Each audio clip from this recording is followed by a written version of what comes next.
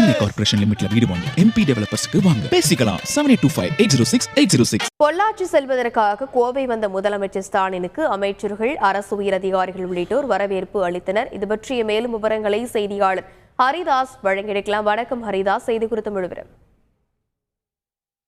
கோவை மாவட்டம் பொள்ளாச்சி பகுதியில் ஆட்சி பகுதியில் நடைபெறும் நிகழ்ச்சியில் கலந்து கொள்வதற்காக சென்னையிலிருந்து விமானம் மூலம் கோவை வந்தார் தமிழக முதல்வர். அவருக்கு ஒருங்கிணைந்த கோவை மாவட்ட திமுகவினர் சார்பில் உற்சாக வரவேற்பு அறிவிக்கப்பட்டது.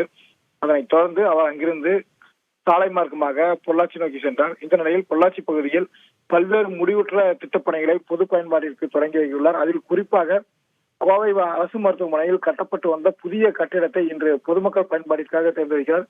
இந்த புதிய கட்டிடத்தில் அனைத்து வசதிகளுடன் கூடிய நவீன எந்திரங்கள், அதே போல அவசர சிகிச்சை பிரிவு போன்ற பல்வேறு சிறப்பு அம்சங்கள் நிறைந்துள்ளது. இதனை இவர் இந்த அரசு மருத்துவமனை இன்று பொது பயன்பாட்டிற்கு தேர்ந்து வைத்துள்ளார்.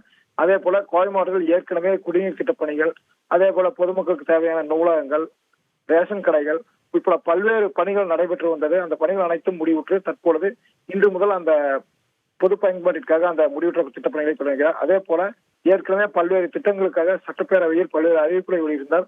அதற்காக தற்பொழுது இன்றைய தினம் அந்த பணிகளை தொடங்கியும் வைக்க உள்ளார். அதனைத் தொடர்ந்து கட்சியின் முக்கிய நிர்வாகிகளுடன் அங்கேயே ஆலோசனை மேற்கொள்ளார்.